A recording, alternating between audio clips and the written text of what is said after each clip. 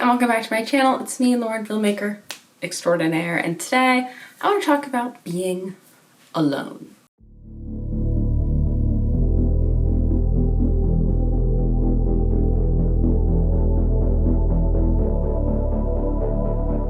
I know that sounds kind of scary, and I do also want to preface that there is a difference between being alone and feeling alone, although both being alone and feeling alone can feel bad. But I'm mostly going to talk about how to get better if you're kind of physically alone. If you're around other people and you still feel alone, that's like a broader problem that I'm not going to talk about in this video. But if you're alone physically and you're struggling with that, or you move somewhere new and you're struggling with that, that's kind of what I want to hit on. So I know you might be like, but Lauren, you always are talking about your family and your friends and your fiance. And yes, I am, but I do feel qualified to talk about this because I do live across the country from almost everybody that I know, and my fiance is in a whole nother country. So I did move to the other side of the US and didn't know that many people, and I definitely was physically alone a lot and felt alone a lot. And that was really tough at first, especially I think I'm an extroverted kind of person. I love being around people. I love the energy of crowds, like going out and doing stuff.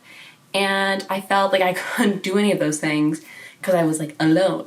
Or even with the friends that I do have out here, because I do have some amazing friends, like our schedules don't always align, because even if for the friends I have at my current job, we have sort of different projects and needs that rely on us for different things, and they just don't always overlap. You know, I call my family, I call my friends, obviously Harry and I call, but sometimes you can't just be calling people to do stuff, and that I think can really contribute to the feeling of being alone. Off the bat, it can and does like suck depending on how you feel about it.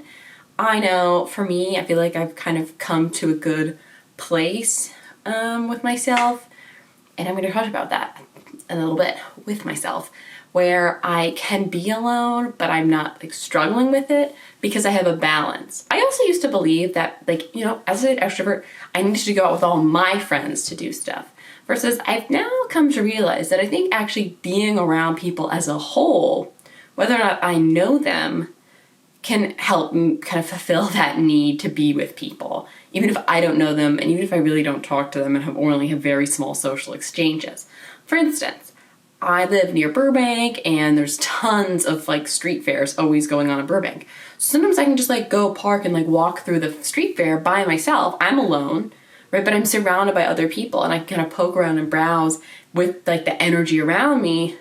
And though I'm sort of alone in a party of one, I don't feel like isolated against the universe. I think there is though like a social stigma, or there's a fear of a social stigma about doing stuff by yourself, because I definitely used to feel like, oh my God, I can't go all these places alone. Like people are gonna judge me. They're gonna think I don't have any friends.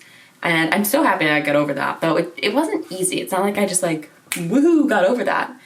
But, you know, there were museums I wanted to go to. There were movies I wanted to see, or I wanted to go to a shop or something. And I couldn't always have someone to go with me. I think people think of like, oh, for necessities, no one ever's like, oh, they're going grocery shopping alone.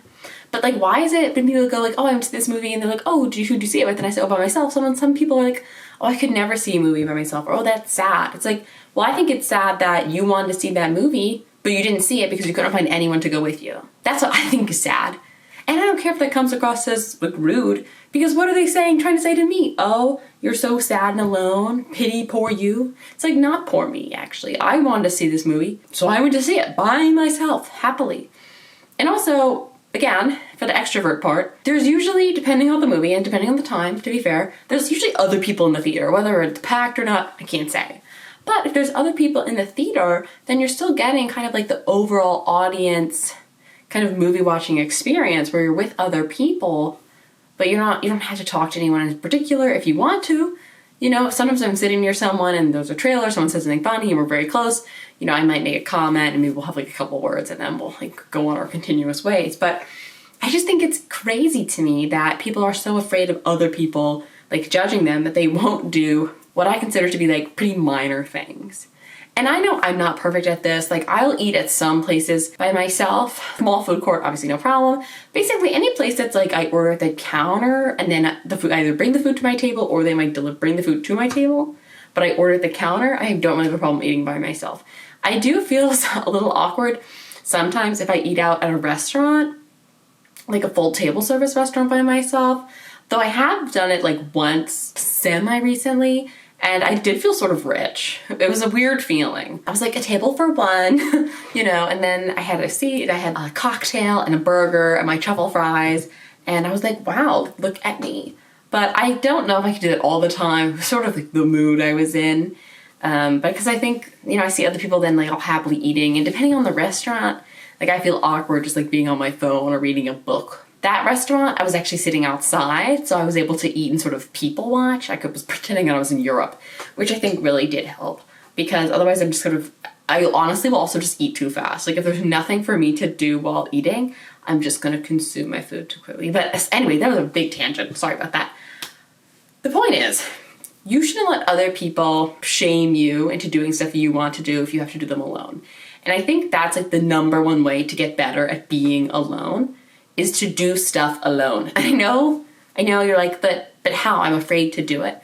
Which I think, try to find something you really, really want to do. Like something that you would be so happy to do by yourself no matter what.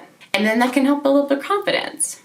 I think that's like what helps me kind of have like little wins to kind of build up to something bigger. I know I'm calling this video how to get better at being alone, but if you really are struggling at being alone, I would recommend trying to make friends. And I know you might be like, okay, but I can't make any friends. Like I've tried Bumble BFF, I've tried Facebook groups, I've tried meetups. I understand I'm not that great at that stuff either, but I now volunteer at the animal shelter. At first I wasn't meeting anyone my age, like literally no one my age. I felt like everyone there was kind of older or retired, which is fine. You know, I was like, I didn't come here to make friends, but I finally have now seen the same volunteer who's approximately my age a couple times. We follow each other on Instagram, we've chatted a little bit, and it's like, this is sort of becoming like an organic friendship because both of us individually decided to volunteer at the animal shelter, and that's how we met, and we've continued to kind of see each other now, you know, continuously, and we're, you know, having small talk every time, and that's great. So I think if you want to sort of meet people, but you don't know how to meet people, start by thinking of things you're interested in doing. Again, as I said earlier, things you would do by yourself. I love animals. I wanted to help. I would go to the animal shelter by myself, as I do go generally by myself. And every now and then, I see someone I know. Hello, great. If you want to make friends, but you're not sure how, and you're like, but I can't just join a group that's called to make friends because that's awkward.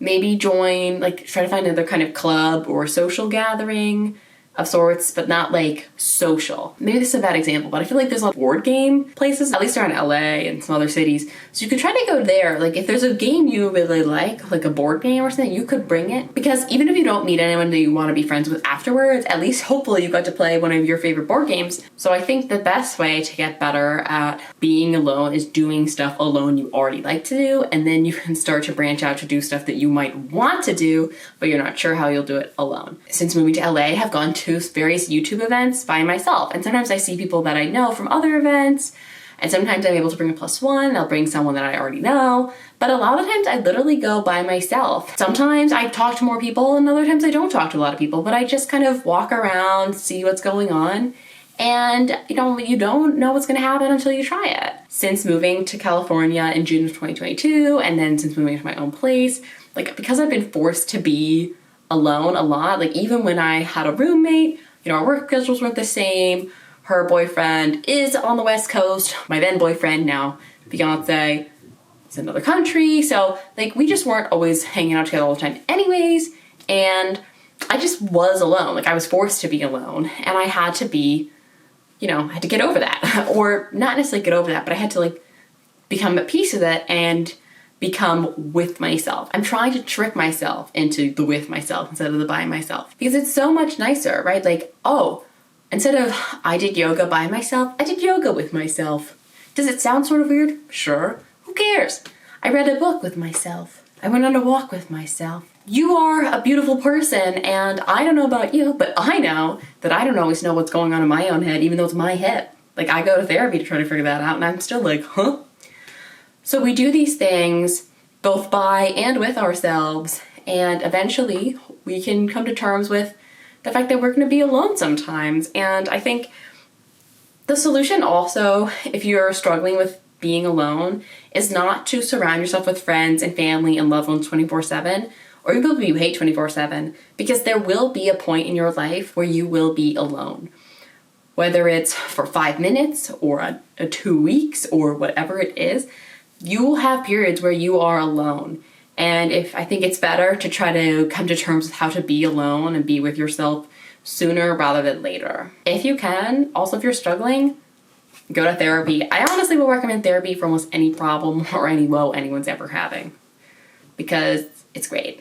Maybe your first therapist isn't great, but you will find someone who's great. To close out, I just want to remind you there is nothing wrong with being alone. There's nothing wrong with feeling alone. Tons of people feel alone and are alone every second of every day. If there's one thing you're not alone in, you are not alone in being and feeling alone. It's normal, it's human, it's life. And you're gonna get through it, and you're gonna find joy in who you are and how you live just as you are. Maybe not today, maybe not tomorrow, but at some point.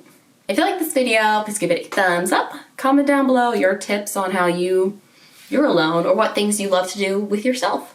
And don't forget to subscribe, and I will see you next time.